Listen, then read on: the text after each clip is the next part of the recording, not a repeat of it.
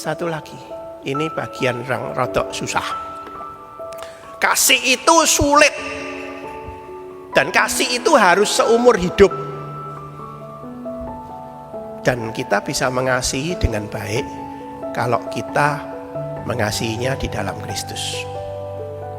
Kasih itu sulit, dan kasih itu harus seumur hidup. Loh, jadi kasih itu tidak ada pause.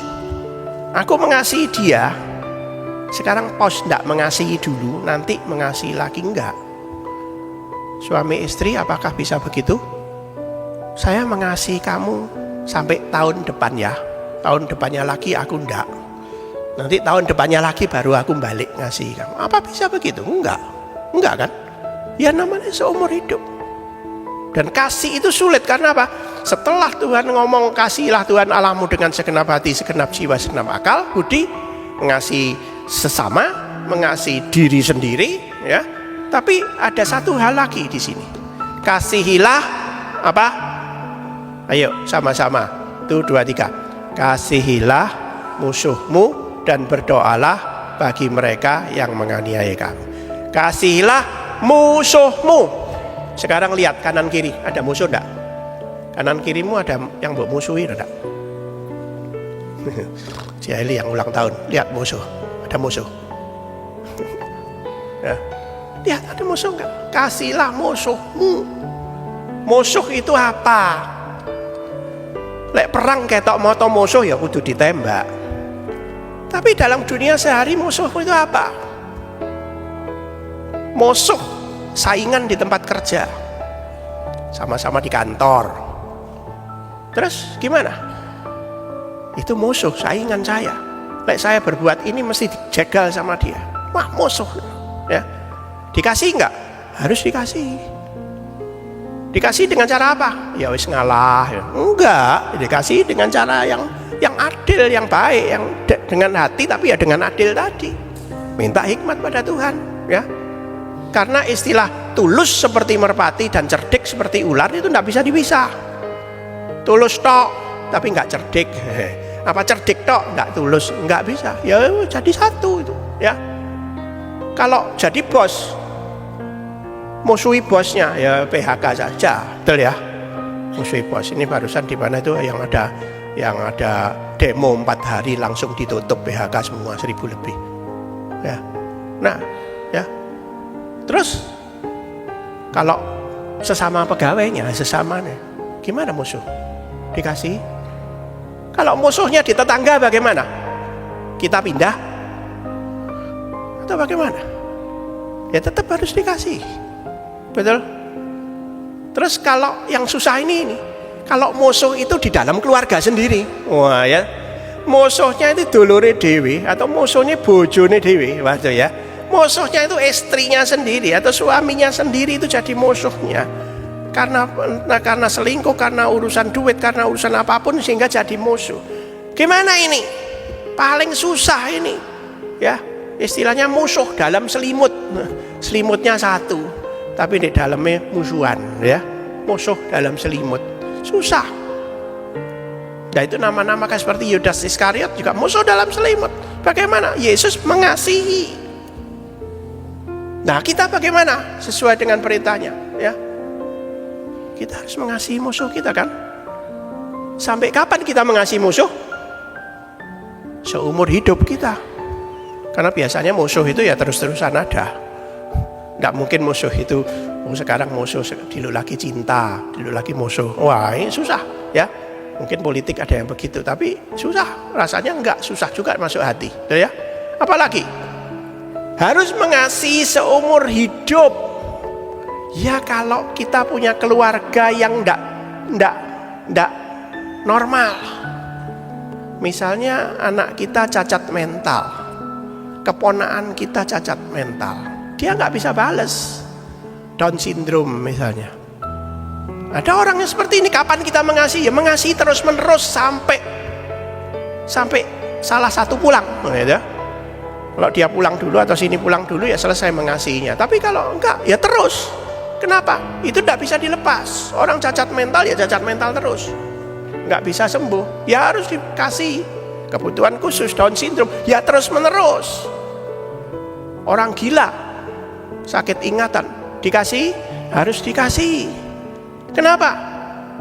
Ya yang gila orang lain, taruh rumah sakit dan lain-lain. Kalau yang gila itu masih keponakan sendiri, misalnya. Yang gila itu orang orang tua sendiri misalnya. Yang gila itu adalah anaknya sendiri misalnya. Apakah kita biar nggak apa-apa cek mati orang gila kok?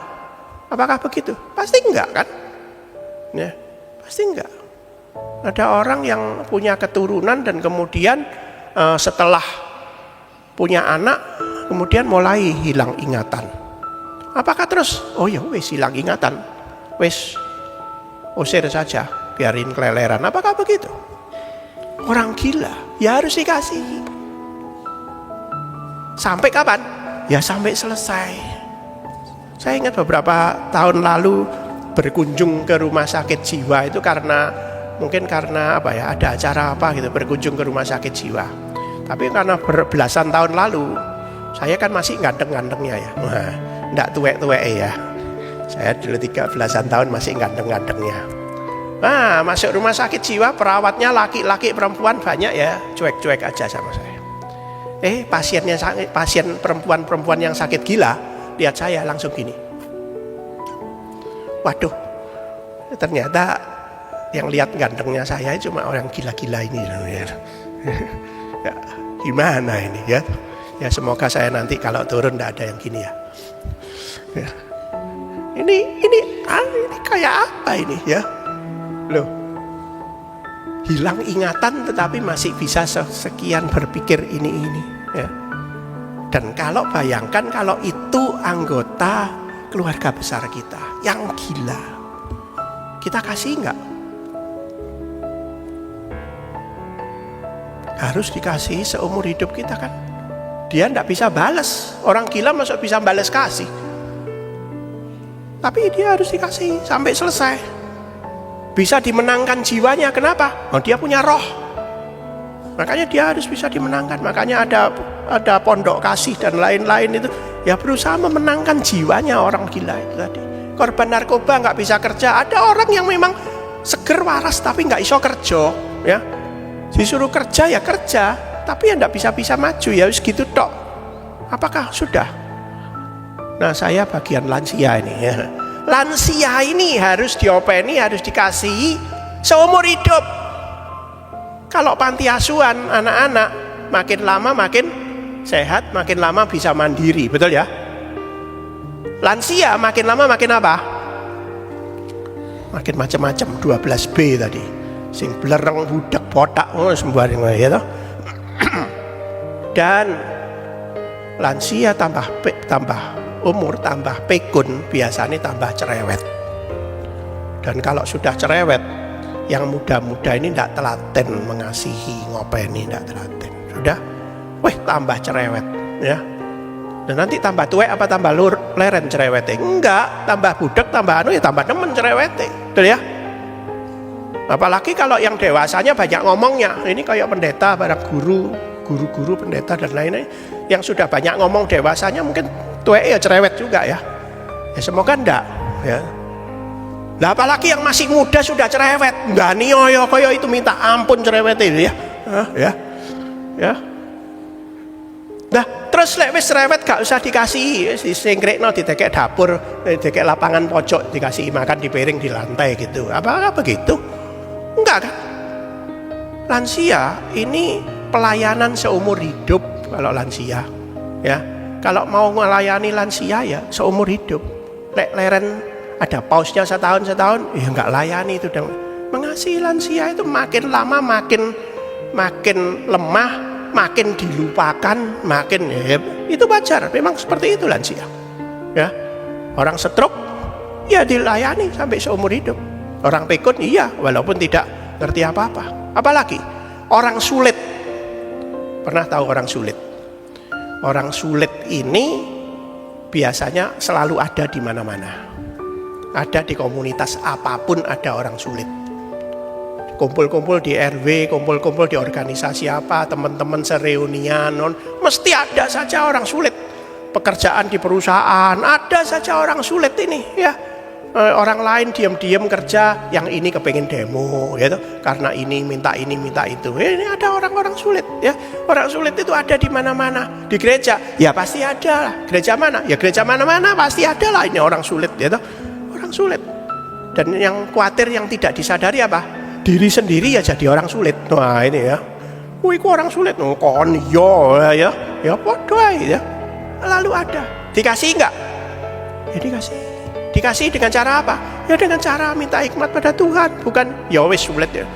Karena orang sulit kalau dipersulit dia akan menjadi lebih sulit. Betul ya? Orang sulit kalau dikasih pelan-pelan makin lama makin bisa mengerti dan tidak sulit. Kalau orangnya normal. Kalau orangnya tidak normal ya makin sulit. Jadi kalau ada orang sulit jangan malah dipersulit. Kenapa? Makin sulit ya. Betul? Apalagi ada orang yang kepribadian ganda. Pernah dengar itu filmnya itu Dr. Jekyll dan Mrs. Hyde. Itu nanti cari, yang muda-muda cari film kuno. Waktu jadi dokter itu baik sekali. Kemudian dia minum cairan, tiba-tiba hari apa gitu, jam apa, berubah badannya jadi perempuan. Dan dia jahat sekali. Nah, ya. Jadi dalam satu hari dia menjadi orang baik, sangat baik, dan kemudian malamnya menjadi orang jahat yang sangat jahat. Kepribadiannya ganda, kelihatannya baik, tapi kok jahat. Cerita Dracula itu sebetulnya juga seperti itu. Kalau kalau pagi tidur, kalau malam berbuat jahat, pagi berbuat baik toh. Tidur kan nggak berbuat apa-apa. Oh itu setan. Mosok setan pagi tidur? Setannya mau pagi-pagi, karena siang-siang ya ada, nggak mungkin tidur. Mungkin di sini ada setan, mungkin di sebelah bapak ibu ya ada setannya. Makanya jangan dikasih tempat kosong sebelahnya.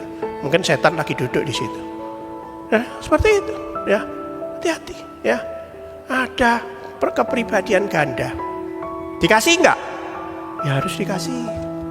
Dengan cara apa? Dengan caranya tersendiri. Bagaimana itu bukan kepribadian ganda ya wes ya, ditemukan, diobati ya. Memang kepribadian ganda ini ada macam-macam. Ada yang memang kepribadiannya ganda, dia sendiri enggak sadar, atau memang dia sadar dan memang sengaja membuat begitu untuk memenangkan persaingan dan lain-lain. Untuk apa? It's okay, it's lain-lain. Mari kita apa? Kasihi. Ingat, kasih itu adil, kasih itu melibatkan hati, kasih itu ternyata seumur hidup dan sulit. Terus gimana? Aku memerintahkan kamu supaya kamu mengasihi seperti aku telah mengasihi kamu. Bisa enggak? Kalau nggak bisa, ojo mengasihi. Dan pastinya bukan murid Yesus. Ya, kasihilah. Terbukti kalau kamu mengasihi, kamu adalah murid-muridku. Tapi tidak mengasihi ya bukan murid-muridku. Ya, mari kita pikir ini. Kalau engkau murid Yesus, kasihilah Allahmu, kasihilah sesamamu, kasihilah dirimu, kasihilah musuhmu, kasihilah orang yang tidak bisa mengasihi kamu, termasuk yang gila, yang Down syndrome, yang lain-lain tadi. Sudahkah? Yang meyakini dirinya adalah murid Yesus, ayo baca ini bersama-sama. Yang belum jadi murid Yesus nggak usah baca ya, cuma juga baca, soalnya ya nggak tepat.